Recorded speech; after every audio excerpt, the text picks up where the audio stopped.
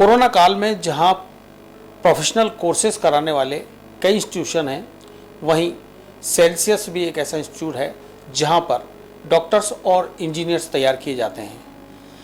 शिक्षा का परिदृश्य किस तरह से बदला है, इसी के बारे में बात करने के लिए आज हम सेल्सियस आए हुए हैं, जहां हमारे साथ हैं डॉक्टर अभिमन्यु कुमावत जो एमडी हैं। हम उनसे जानना चाहेंगे कि उनका इंस्टीट्यूशन किस तरह के शिक्षा में विस्तार से कार्य कर रहा है।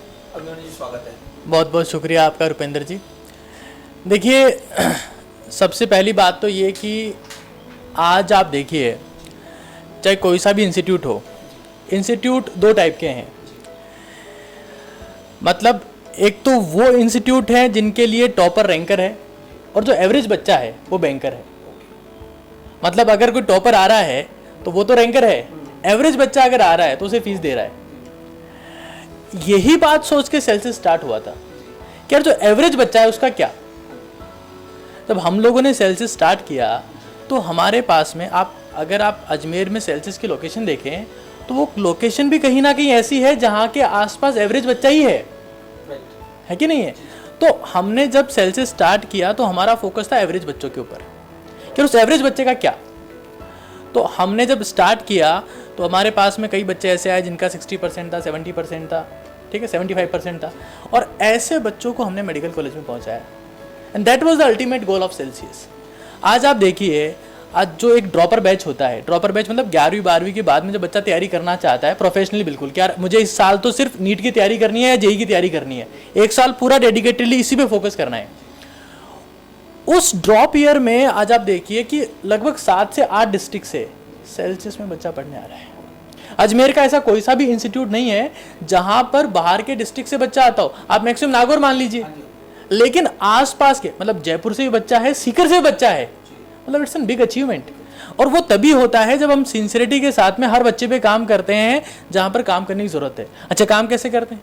जब बच्चा हमारे पास में आता है तो देखिए क्या होता है, बच्चे की जब तैयारी चलती है तो अलग अलग फेज में उसको अलग अलग टाइप के जो है प्रॉब्लम्स आती हैं, दिक्कतें आती हैं। उस टाइम पर हमारे पास में एक स्पेसिफिक मेंटरशिप कार्ड है जिसके थ्रू बच्चा किसी भी टीचर से किसी भी वक्त कांटेक्ट कर सकता है, अपनी प्रॉब्लम टीचर के सामने पुट कर सकता है, और टीचर भी वही हैं जो पहले इस एग्जाम को क्रैक किए हुए हैं, ठीक है। तो उस टीचर के सामने जब वो प्रॉब्लम लेके जाता है तो टीचर को पता है कि इस प्रॉब्लम का उस वक्त क्या सॉल्यूशन होना चाहिए। And that is the reason behind that कि सेल्सियस की जो सिलेक्शन रेट है वो अजमेर में नहीं, राजस्थान में नहीं, हिंदुस्तान में सबसे ज़्यादा है। और हमारे पास में अब आप जो हमारे आसपास के डिस्ट्रिक्ट है उनकी बात छोड़ दीजिए, आसपास के राज्यों से भी फ़ोन आने लगे और आने वाले टाइम में वहाँ से बच्चे भी आएंगे। चलिए, हमारी शुभकामना है कि इसी तरह से इंस्टीट्यूशन आगे बढ़े। मैं जानना चाहूँगा कि सेल्सियस क्यों अलग है और एनसीईआरटी निचोड़ बुक का क्या है। देखिए, मैंने आपको पहले बताया कि सेल्सियस की स्थापना का मुख्य उद्देश्य टॉपर से रैंकर बन रहा है। ये काम तो सारे लोग कर रहे हैं, है ना। कोटा वाले बहुत बड़ी बड़ी फ़ोटो छाप रहे हैं, जब रिजल्ट आता है तो उनका यही काम है कि हमारा रैंक 1, हमारा रैंक 2, हमारा रैंक 3। बट लाखों बच्चे ऐसे हैं जिनके ऊपर कोई ध्यान देने वाला नहीं है, और उन्हीं लाखों बच्चों में से कई बच्चे ऐसे होते हैं जो इतने फ्रस्ट्रेट हो जाते हैं कि आप सुसाइड जैसे केसेस देखते हैं। सेल्सियस में जितना स्टूडेंट आता है, आप किसी भी बच्चे से XYZ, मतलब आपको मैं ये नहीं कह रहा हूँ कि मैं आपको जो है इंटरव्यू दे रहा हूँ तो आप मेरे से सीधे सीधे जो है सवाल पूछिए। मैं तो आपसे ये कह रहा हूँ कि सेल्सियस से पढ़ के गया कोई सा भी बच्चा हो, आप उससे रेंडमली जाके पूछिए कि सेल्सियस में आपका एक्सपीरियंस कैसा रहा। वो बच्चा आपको यही कहेगा कि वहाँ पर पार्शलिटी नाम की चीज़ नहीं है। आपका 50% भी है तो भी फोकस वही है, और 95% भी है तब भी फोकस वही है। तो ये बहुत ज़रूरी है। वो डिफरेंशिएशन बच्चा क्लास में फील करते हुए आ रहा है स्कूल से कि भाई क्लास टीचर टॉपर पे ध्यान देता है, मॉनिटर पे ध्यान देता है, बाकी से मतलब नहीं है। वो डिफरेंशिएशन बच्चा फैमिली में फील करता हुआ आ रहा है कि माँ बाप जो अच्छा है पढ़ने में उसका तो पूरा ध्यान रख रहे हैं, जो थोड़ा सा बेकार है उसके ऊपर कोई खास ध्यान नहीं है।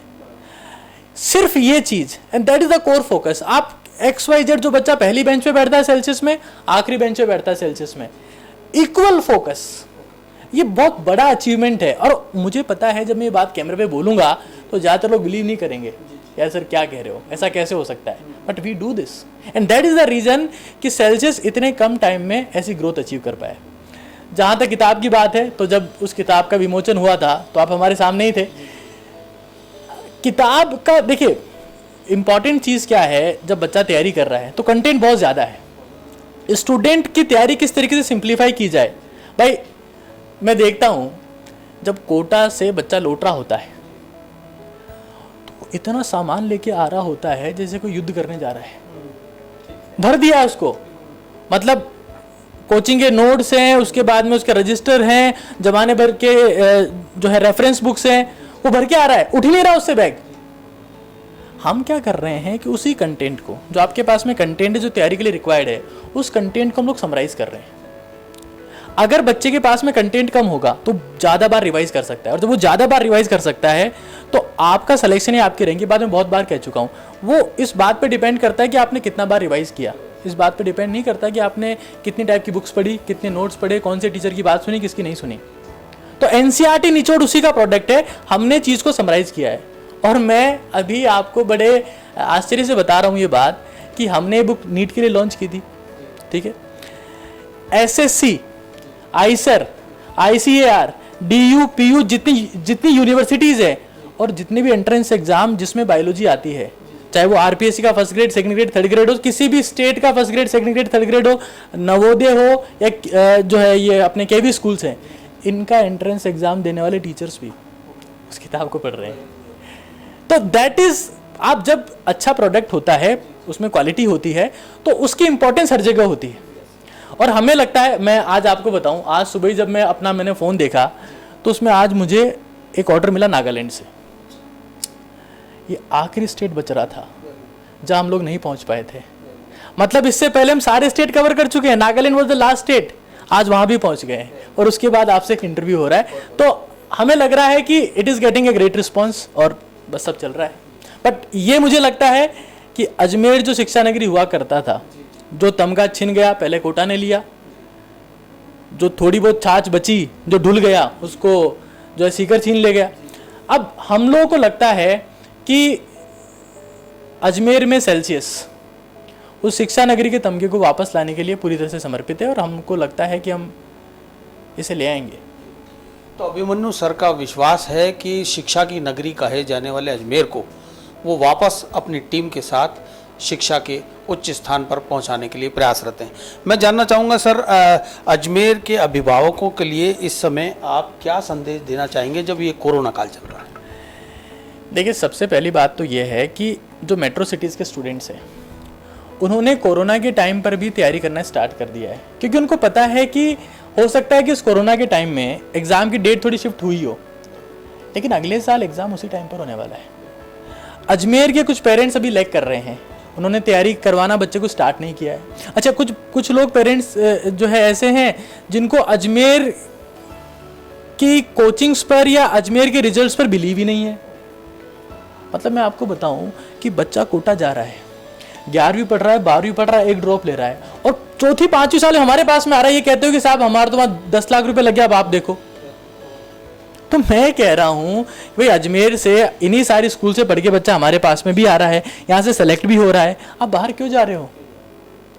भाई अभी मोदी जी कह रहे हैं वोकल फॉर लोकल, तो आप पहले अजमेर को कंसिडर करिए, उससे बेटर क्वालिटी हम लोग आपको दे रहे हैं। और जब बाहर के डिस्ट्रिक्ट से जहां आप भेज रहे हो वहां से बच्चा आ रहा है, मूव कर रहा है, तो व्हाई डोंट यू ट्रस्ट? तो सबसे इंपॉर्टेंट चीज़ तो यही है कि अजमेर के लोग, अजमेर के पेरेंट्स यहाँ के ऑर्गेनाइजेशंस पे ट्रस्ट करें, क्योंकि अब जो लेवल है वो बहुत ज़्यादा इम्प्रूव हो चुका है। ये 5 साल पहले की बातें नहीं रही कि अजमेर का रिजल्ट ही नहीं है, कुछ नहीं है। Now we are doing a great work. तो आप, एक बात तो ये है कि यहाँ पे ट्रस्ट करें। दूसरी बात ये कि कोरोना के टाइम से हो सकता है इस साल एग्ज़ाम पोस्टपोन हुआ हो, अगले साल हर एग्ज़ाम टाइम पर होने वाला है, और जब हर एग्ज़ाम टाइम पर होगा तो उस केस में तैयारी के लिए आपको कम टाइम मिलेगा। तो आप जितनी जल्दी तैयारी चालू कर दें उतना बेटर है। शिक्षा के लिए आपने बताया जिस तरह की बातें हैं, मैं एक जानना चाहूँगा कि आप ऑनलाइन प्लेटफॉर्म पर किस तरह की शिक्षा उपलब्ध करा रहे हैं? देखिए, ऑनलाइन हो सकता है बाकी लोगों के लिए एक नई चीज़ हो। आज के 2 साल पहले हम लोगों ने ऑनलाइन टीच करना चालू कर दिया था, और 1 साल पहले से हमारा ऐप बन चुका था। पहले उसका नाम था नीट काका, उसका नाम है नीट काका जी। और उस ऐप में हमने 15,000 से ज़्यादा क्वेश्चन डाले हैं। हिंदुस्तान के लगभग हर स्टेट में वो डाउनलोड हुआ है। क्यों डाउनलोड हुआ है? Because we are considering its marketing very well. निचोड़ के साथ में उस चीज़ को भी हम लोग जो है वो कंसिडर कर रहे हैं। तो ऑनलाइन एजुकेशन की जहाँ तक बात है, हो सकता है अजमेर के लोगों के लिए नहीं हो, बट सेल्सियस के लिए तो काफ़ी पुरानी है और हमें इसका अब फ़ायदा मिल रहा है। अब रिस्पॉन्स आ रहा है, 2,500 के आसपास बच्चा पढ़ रहा है ऑनलाइन सेल्सियस के थ्रू कनेक्ट होके, तो इस प्लेटफॉर्म के थ्रू ही है। तो मैं यही कहूँगा कि ऑनलाइन एजुकेशन एक अच्छा वे है और लोगों को इसके ऊपर ट्रस्ट करके आगे प्रोसीड करना चाहिए। नीट काका है और उसके अलावा सेल्सियस का जो ऐप है उसके थ्रू भी हम लोग जूनियर डिवीजन की क्लासेस ले रहे हैं। सीनियर के लिए तो हमारा नीट काका एप्लीकेशन है, नीट काका जी, और जूनियर के लिए हमारा सेल्सियस इंस्टीट्यूट का एप्लीकेशन है। तो दोनों पे साइमल्टेनियसली क्लासेस चल रही हैं और बच्चे सिंसियरली पढ़ रहे हैं and they are very happy. Celsius जिस तरह से ऑनलाइन प्लेटफॉर्म पर आज बता रहे हैं सर कि 2,500 से ज़्यादा बच्चे ऑनलाइन पढ़ रहे हैं, तो सर अभी फ्यूचर गोल्स के बारे में कुछ जानकारी देंगे क्या? देखिए, पहली बात तो ये है कि जब हमने सेल्सियस चालू किया तो कभी सेल्सियस का टारगेट हमारे लिए रोजी रोटी कमाना नहीं था। Celsius was establish to bring the tag of education city. मतलब मैं आपको बताऊं, जब स्टार्ट हुआ था तो हमारे हालात तो ऐसे थे कि मैं बहुत बार तो हमारे ऑफिस के एसी बार बार बंद करने पड़ते थे, यार बिजली का बिल ज़्यादा नहीं आ जाए, अब की बार अगर 5,000 भी ज़्यादा आएगा हालत ख़राब हो जाएगी। और बहुत बार तो मैं अपने साथ वालों को डांटता था कि यार तुम लोग ये एसी क्यों चला के रखते हो, बिकॉज उस वक्त फाइनेंशियल हालात ठीक नहीं थे। आज पिछले साल से राजस्थान के 8 डिस्ट्रिक्ट से बच्चा आया ड्रॉपर बैच में। मैं ही कह रहा हूँ कि जब 8 डिस्ट्रिक्ट से आ सकता है तो 8 स्टेट से भी आ सकता है। और सेल्सियस में आप देखिएगा रुपेंद्र जी, मैं वापस आपको बुलाऊंगा आज के 2 साल बाद और मैं वापस आपके सामने उसका प्रूफ के साथ में उन बच्चों से आपको मिलाऊंगा जो राजस्थान के बाहर के हैं, जो राजस्थान के आसपास के स्टेट से यहाँ पर पहुँचे हैं।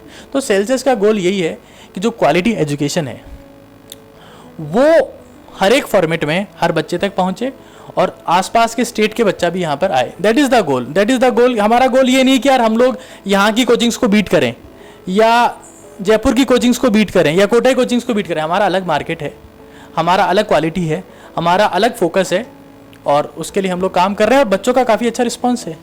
बहुत सारे लोग ये कह रहे हैं कि सर लॉकडाउन के बाद जब कोरोना खत्म हो जाए, कोचिंग्स ओपन हो जाएगी तो आसपास के स्टेट्स के बच्चे यहाँ पर आने के लिए इंटरेस्टेड है और ये हमारे लिए बड़ी बात है। तो डॉक्टर अभिमन्यु कुमावत सर से हमने जाना और उनका जो सपना है वो अजमेर को शिक्षा नगरी का तमगा वापस दिलाने का है। व्यावसायिक उद्देश्य उनका नहीं है, वो चाहते हैं कि हर बच्चा जो अपनी योग्यता के अनुसार है वो डॉक्टर बने, इंजीनियर बने। इसी सपने को लेकर वो आज सेल्सियस को चला रहे हैं। हमारे साथ बात करने के लिए बहुत बहुत थैंक यू।